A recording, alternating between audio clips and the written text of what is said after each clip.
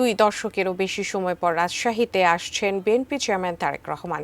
আগামীকাল দুপুরে রাজশাহীর ঐতিহাসিক মাদ্রাসা মাঠে নির্বাচনী জনসভায় বক্তব্য রাখবেন তিনি। জনসভার প্রস্তুতির খবরাখবর জানাতে যুক্ত হচ্ছেন প্রতিনিধি বুলবুল হাবিব। বুলবুল হাবিব, তারেক রহমান আসছেন, অপেক্ষমান নেতাকর্মীরা কি বলছেন এবং কতটুকু মাঠ প্রস্তুত রয়েছে এই মুহূর্তে, সার্বিক পরিস্থিতি কি জানাবেন? উজমা, কিছুক্ষণ আগে আসলে 2টার দিকে রাজশাহী মহানগর বিএনপি এবং জেলা বিএনপির পক্ষ থেকে কিন্তু সংবাদ সম্মেলন করা হয়েছিল। সেখানে কিন্তু তারা জানিয়েছেন যে যেহেতু দীর্ঘ 22 বছর পর আসলে বিএনপির চেয়ারম্যান তারেক রহমান রাজশাহীতে আসছেন, ফলে তারা যে প্রস্তুতি সেই প্রস্তুতি কাজ সম্পন্ন করেছেন এবং তারা বলছেন যে আসলে এখানে মানুষের স্বতঃস্ফূর্ত একটা স্ফুরণ ঘটবে এবং রাজশাহী, চাঁপাইনবাবগঞ্জ এবং নাটোর এই 3 জেলার সব প্রার্থীরা এখানে উপস্থিত থাকবেন। 13 জন প্রার্থী বিএনপি মনোনীত এবং এখানে আসলে 3 জেলারই যারা নেতাকর্মী রয়েছেন সেই নেতাকর্মী থাকবেন। এর বাহিরেও তারা বলছেন যে সাধারণ মানুষের ব্যাপক উপস্থিতি থাকবে। তো যেহেতু এই যে মাঠ, এই ঐতিহাসিক মাদ্রাসা মাঠে এই জনসভা স্থল রয়েছে এবং এখানে আমরা দেখেছি কিছুক্ষণ আগে র্যাবের পক্ষ থেকে ডগ স্কোয়াড দিয়ে কিন্তু একটা ইয়ে করা হচ্ছিল যে এখানকার যে নিরাপত্তার বিষয়টি, সেই নিরাপত্তার বিষয়টিও দেখা হচ্ছিল।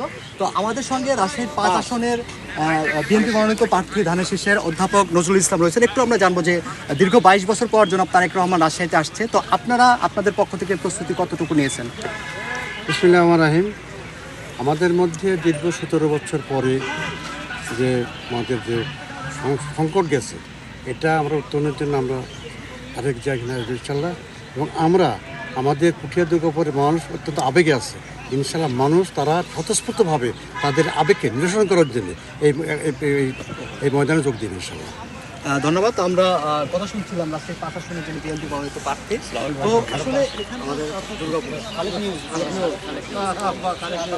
সব ধরনের যে নিরাপত্তা ব্যবস্থা, সেই নিরাপত্তা ব্যবস্থা রয়েছে। যেহেতু কালকে তারেক রহমান আসলে বিমানযোগে রাজশাহী এয়ারপোর্টে নামবেন, এরপরে তিনি আসলে দুপুর 12টার সময় এই জনসভায় তিনি বক্তব্য দিবেন এবং এই বক্তব্যের মধ্য দিয়ে এখানকার নেতাকর্মীরা বলছেন যে রাজশাহীর জন্য, রাজশাহী সহ এই উত্তরাঞ্চলের জন্য একটা বার্তা নিয়ে আসবেন, যে বার্তা দিয়ে এই অঞ্চলে মানুষের যে সুখ দুঃখর সাথী হবেন এবং এই অঞ্চলে একটা উন্নয়নের বার্তা এবং এই অঞ্চলকে যাতে যে তারা বলছেন যে দীর্ঘ 17 বছর যে অবহেলিত এবং অপমানিত, লাঞ্ছিত ছিল, সেখান থেকে নিরসন ঘটবে এবং গণতন্ত্রের যে উত্তরণ, সেই উত্তরণের দিকে এগিয়ে যাবে, এমনটি কিন্তু বলছেন। তো সব বলা যায় যে সকাল থেকেই আসলে নেতাকর্মীরা এই জনসমাবেশ স্থলে আসবেন এবং বলা যায় যে পুরো এলাকায় জনসমাগম লোকারণ্যে পরিণত হবে। তো এই ছিল এখান থেকে উজমা যে সম্পূর্ণ প্রস্তুতি শেষ করেছে